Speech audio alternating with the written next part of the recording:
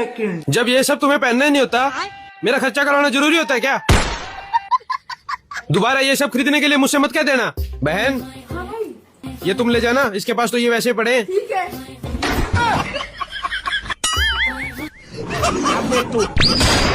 अरे बाप रे,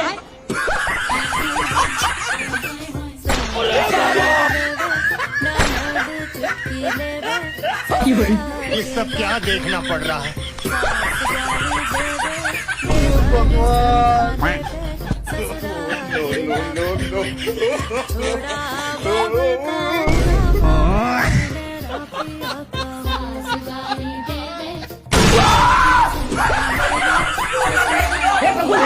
हे हरिराम कृष्ण जगन्नाथ